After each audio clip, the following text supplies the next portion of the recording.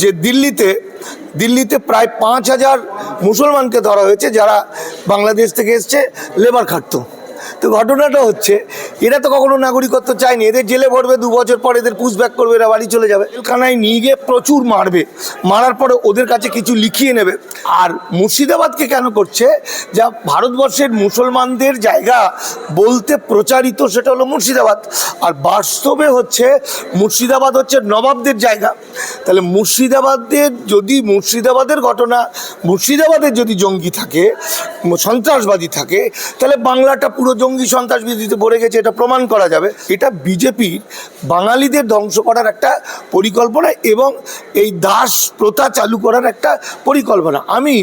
আমরা কয়েকজন মিলে আমরা মুর্শিদাবাদে গিয়ে ফ্যাক্ট ফাইন্ডিং করলাম, বাড়ি বাড়ি গেলাম, গিয়ে যেটা দেখা গেল যে মুর্শিদাবাদের সন্ত্রাসবাদী বলে যা যা বলা হয়েছে, আমরা যে জায়গায় গেছি, যেমন ধরুন যেমন ধরুন বেলডাঙ্গা, এটা বেলডাঙ্গার যে দাঙ্গা সেটা কিন্তু মুসলমানরা লাগায়নি, সেটা লাগিয়েছে হিন্দু সায়ন হালদার বলে একটি ছেলে, তার পিছনে ছিল শুভেন্দু অধিকারী এবং হিন্দুত্ববাদী কার্তিক মহারাজ।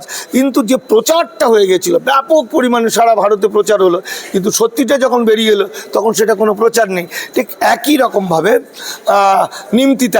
নিমতিতায় দেখা যাচ্ছে যে ট্রেন লাইনে যে বোম রেখে আসছে কারা, হিন্দু ছেলেরা, হিন্দু তথাকথিত সনাতনী যা যা বলছে, কিন্তু তারা যখন ধরা পড়ছে তাদেরকে বেকসুর খালাস করে দিচ্ছে, দিনের দিন খালাস করে দিচ্ছে, প্রচারও পাচ্ছে না।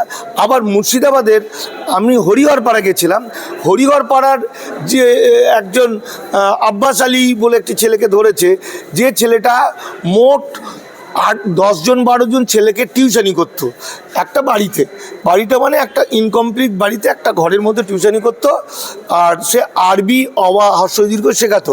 তার একটা স্বপ্ন ছিল যে সে একটা বড় মাদ্রাসায় চাকরি করবে, যদিও একটা মাদ্রাসায় চাকরি করতো, কিন্তু এখানে ওই ঘরটাকে দেখানো হলো ওটা মাদ্রাসা, আর কি হলো অন্য একটা ছবি নিয়ে এসে ওখানে লাগিয়ে দেওয়া হলো করে। এই ছেলেটার বাবা মা, তার বাবা সব এই ভারতে, কোনো দিন তারা বাংলাদেশে যায়নি।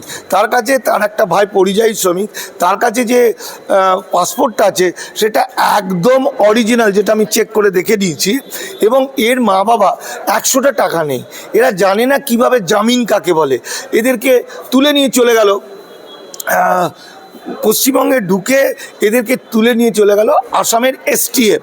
তো আমার কাছে একটা প্রশ্ন, যে আসামের STF যে নিল, আমাদের পশ্চিমবঙ্গ পুলিশের যে সিস্টেম, তাতে তার অঞ্চলে কে সন্ত্রাসবাদী, কে বদমাইশ, সে সবই পুলিশের কাছে রেকর্ড থাকে। কে চুরি করছে, কে ডাকাতি করছে, কে সন্ত্রাসবাদী, কে গুন্ডা, কে মারপিট করছে, কে মদ খেয়ে পড়ে থাকে, কে বউকে পেটায়, সমস্ত ডাটা থাকে পুলিশের কাছে। দেখুন, বিষয়টা হলো অত্যন্ত গুরুত্বপূর্ণ বাঙালিদের কাছে, আর আমি শুধু মুসলমানদের কাছে বলছি না, বাঙালিদের কাছে বিষয়টা জানতে হবে কী ঘটছে এবং কেন ঘটছে। তাহলে কেন ঘটছে এটা আমি এটা বলতে চাইছি, যে এখন যেহেতু যেটা বারবার বলেছি 2025 সাল এসে গেছে, অর্থাৎ এটাই RSS বিজেপির লাস্ট যে ডেটটা 1925 সাল থেকে ওরা দিয়েছিল সেটা শেষ। এই সময় ওরা তথাকথিত হিন্দু রাষ্ট্র করার জন্য হিন্দু উদ্বাস্তুদের বা অনুপ্রবেশকারীদের কৃতদাস বানাবে, এটা সেই সময়টা। তাহলে কৃতদাস বানানোর জন্য কি করতে হবে, এটা পৃথিবীর বিভিন্ন প্রান্তে এই ঘটনাটা ঘটছে। চীনে ঘটছে, ইটালিতে ঘটছে, মায়ানমারে ঘটছে, সুদানে ঘটছে। কিছু মানুষকে ওরা প্রলুব্ধ করছে ভারতে আসার জন্য। যেমন বাংলাদেশের ঘটনাকে কেন্দ্র করে শুভেন্দু অধিকারীরা এমন চিৎকার চেঁচামেচি করলো যেন হিন্দুদের, ওদের চেয়ে শুভাকাঙ্ক্ষী আর কেউ নেই, হিন্দুদের জন্য কাজ যে হাওয়াও করে, মানেটা হচ্ছে হিন্দু নিধন হচ্ছে, সুতরাং হিন্দুদের বাঁচাতে হবে। না, আপনি যে মুর্শিদাবাদ, আমি ওইটাই যাচ্ছি। সত্যি যদি হিন্দুদের বাঁচাতে যেত তাহলে কি করতো এরা, তাহলে কি করতো না, বলে দিত, বর্ডার স্লিপ দিয়ে দিত, শরণার্থী করে নিত। তা না করে ওরা ঢুকিয়ে নিয়ে এদের ধরছে। এছাড়া যারা অনেক দিন ধরে ভারতবর্ষে এসেছেন বাংলাদেশ থেকে, তাদেরকে ধরবে বেনাগরিক করে, এবং তারা দাস শ্রমিক হবে, এবং এটা তারা যাতে বুঝতে না পারে, তারা যাতে তাদের মাথাটায় এমন হিন্দুত্ববাদ ঢুকিয়ে দিয়েছে, এরা ইস্যুটাকে ঘুরিয়ে দিচ্ছে মুসলমানের দিকে। তাহলে লোকে এরা মনে করছে এই যে আর সন্ত্রাসবাদী বা অনুপ্রবেশকারী বা জঙ্গি এগুলো সব মুসলমান, আমাদের কোনো ভয় নেই। এটা হচ্ছে ওদের একটা আরএসএস বিজেপির একটা পলিসি, যে কারণে এই পলিসি দেখাতে গেলে, যেমন ধরুন এই মুহূর্তে বাংলা খুব বেশি করে প্রচার হচ্ছে যে দিল্লিতে প্রায় 5,000 মুসলমানকে ধরা হয়েছে যারা বাংলাদেশ থেকে এসছে লেবার খাটতো। তো ঘটনাটা হচ্ছে এরা তো কখনো নাগরিকত্ব চায়নি, এদের জেলে ভরবে, 2 বছর পর এদের পুশব্যাক করবে, এরা বাড়ি চলে যাবে। কিন্তু যেটা এটাই প্রচার হয়ে গেল, কিন্তু বেশি প্রচার যেটা হলো না সেটা, যেমন ধরুন সুকুমার বিশ্বাস, তার একটা ছেলে একটা মেয়ে, সিনিয়র ডাক্তার, ঠিক আছে, কি বলে MBBS ডাক্তার, ওনার নিজের বিরাট নার্সিংহোম, 40 বছর এসেছিলেন, ওনাকে ধরলো, ওনার পরিবারকে ধরলো, ওনার বাড়িঘর সব চলে গেল, এবং আলটিমেট ওকে পুশব্যাক করবে 2 বছর 3 বছর পরে। ঠিক সেরকমভাবে প্রচুর পরিমাণে হিন্দু উদ্বাস্তুদের, সে পশ্চিমবঙ্গে হোক, সে যেখানে যেখানে হিন্দু উদ্বাস্তুরা আছে, প্রতিটি রাজ্যেই ঘটনাটা ঘটছে। এবং আমাদের পশ্চিমবঙ্গের যেমন জলপাইগুড়ি কোচবিহারের দিকে, সেখানে রাস্তায় ক্যাম্প করে করে এদের ধরা হচ্ছে, কিন্তু মানুষকে দৃষ্টিটা ঘুরিয়ে দিচ্ছে মুসলমানের দিকে। আর মুর্শিদাবাদকে কেন করছে, যা ভারতবর্ষের মুসলমানদের জায়গা বলতে প্রচারিত, সেটা হলো মুর্শিদাবাদ, আর বাস্তবে হচ্ছে মুর্শিদাবাদ হচ্ছে নবাবদের জায়গা। তাহলে মুর্শিদাবাদের ঘটনা, মুর্শিদাবাদের যদি জঙ্গি থাকে, সন্ত্রাসবাদী থাকে, তাহলে বাংলাটা পুরো জঙ্গি সন্ত্রাসবাদীতে ভরে গেছে, এটা প্রমাণ করা যাবে। এটা বিজেপির বাঙালিদের ধ্বংস করার একটা পরিকল্পনা, এবং এই দাস প্রথা চালু করার একটা পরিকল্পনা। আমরা কয়েকজন মিলে আমরা মুর্শিদাবাদে গিয়ে ফ্যাক্ট ফাইন্ডিং করলাম, বাড়ি বাড়ি গেলাম, গিয়ে যেটা দেখা গেল যে মুর্শিদাবাদের সন্ত্রাসবাদী বলে যা যা বলা হয়েছে, আমরা যে জায়গায় গেছি, যেমন ধরুন যেমন ধরুন বেলডাঙ্গা, এটা বেলডাঙ্গার যে দাঙ্গা, সেটা কিন্তু মুসলমানরা লাগায়নি, সেটা লাগিয়েছে হিন্দু সায়ন হালদার বলে একটি ছেলে, তার পিছনে ছিল শুভেন্দু অধিকারী এবং হিন্দুত্ববাদী কার্তিক মহারাজ। কিন্তু যে প্রচারটা হয়ে গেছিল, ব্যাপক পরিমাণে সারা ভারতে প্রচার হলো, কিন্তু সত্যিটা যখন বেরিয়ে এলো তখন সেটা কোনো প্রচার নেই। ঠিক একই রকমভাবে নিমতিতায় দেখা যাচ্ছে যে ট্রেন লাইনে যে বোম রেখে আসছে কারা, হিন্দু ছেলেরা, হিন্দু তথাকথিত সনাতনী যা যা বলছে, কিন্তু তারা যখন ধরা পড়ছে তাদেরকে বেকসুর খালাস করে দিচ্ছে, দিনের দিন খালাস করে দিচ্ছে, প্রচারও পাচ্ছে না।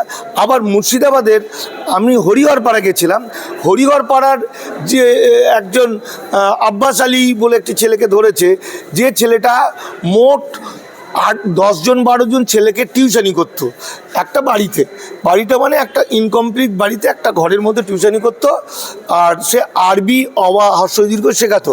তার একটা স্বপ্ন ছিল যে সে একটা বড় মাদ্রাসায় চাকরি করবে, যদিও একটা মাদ্রাসায় চাকরি করতো, কিন্তু এখানে ওই ঘরটাকে দেখানো হলো ওটা মাদ্রাসা, আর কি হলো অন্য একটা ছবি নিয়ে এসে ওখানে লাগিয়ে দেওয়া হলো করে। এই ছেলেটার বাবা মা, তার বাবা সব এই ভারতে, কোনো দিন তারা বাংলাদেশে যায়নি। তার কাছে তার একটা ভাই পরিযায়ী শ্রমিক, তার কাছে যে পাসপোর্টটা আছে সেটা একদম অরিজিনাল, যেটা আমি চেক করে দেখে দিয়েছি, এবং এর মা বাবা 100টা টাকা নেই, এরা জানে না কিভাবে জামিন কাকে বলে, এদেরকে তুলে নিয়ে চলে গেল পশ্চিমবঙ্গে, ঢুকে এদেরকে তুলে নিয়ে চলে গেল আসামের STF। তো আমার কাছে একটা প্রশ্ন, যে আসামের STF যে নিল, আমাদের পশ্চিমবঙ্গ পুলিশের যে সিস্টেম, তাতে তার অঞ্চলে কে সন্ত্রাসবাদী, কে বদমাইশ, সে সবই পুলিশের কাছে রেকর্ড থাকে, কে চুরি করছে, কে ডাকাতি করছে, কে সন্ত্রাসবাদী, কে গুন্ডা, কে মারপিট করছে, কে মদ খেয়ে পড়ে থাকে, কে বউকে পেটায়, সমস্ত ডাটা থাকে পুলিশের কাছে। দ্বিতীয়ত, এইটা করার জন্য সিভিক ভলেন্টিয়ার রেখেছে, সিভিক ভলেন্টিয়ারের অনেক রকম কাজের মধ্যে একটা হলো গোয়েন্দাগিরি করা, সরকারকে জানিয়ে দেওয়া কার বাড়িতে কে আসছে যাচ্ছে, কে কি গান গাচ্ছে, কে কি খাচ্ছে। তো এই সিভিক ভলেন্টিয়ার এবং থানা কি এর আগে কখনো দেখেছিল, বলেছিল, কোনো রিপোর্ট আছে যে এই ছেলেটা সন্ত্রাসবাদী, এই যে কি নাম আব্বাস সন্ত্রাসবাদী? নেই, কিছুই নেই, কোনো রেকর্ড নেই।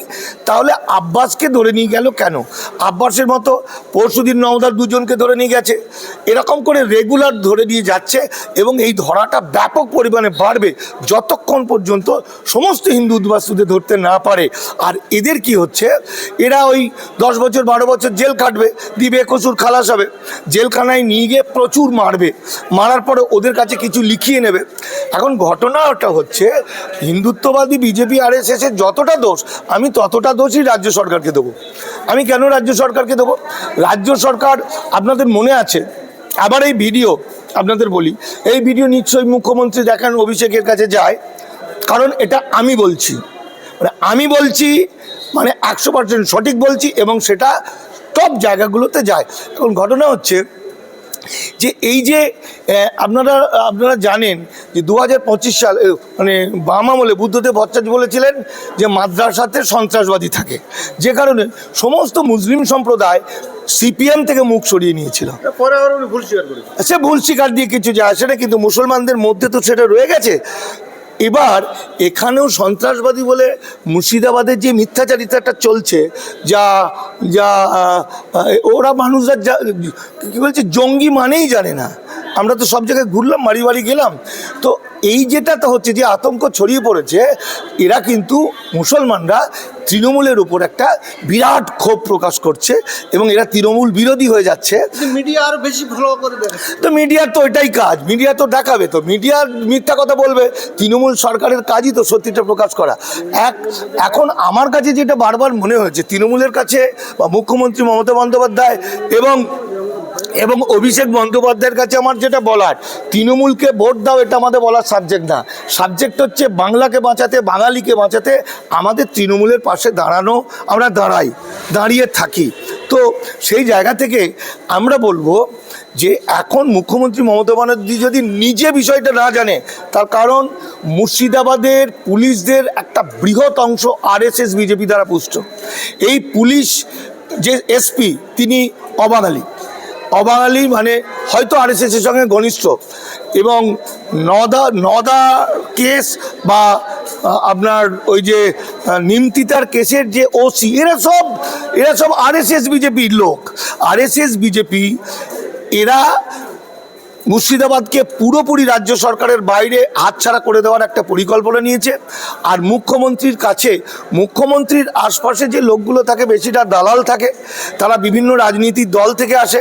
মুখ্যমন্ত্রীর বিষয়টা হচ্ছে যে মানুষ তৃণমূলের বিরুদ্ধে, মুখ্যমন্ত্রীর বিরুদ্ধে বেশি গালাগালি দিতে পারবে, মুখ্যমন্ত্রী তাকে বেশি করে বুকে টেনে নেয়। আর যে মানুষরা রাজ্য সরকারকে পাশে দাঁড়িয়ে তাকে বুক দিয়ে আগলাবে, মুখ্যমন্ত্রী তাকে শত্রুতা করবে, তাকে চিনতেই পারবে না।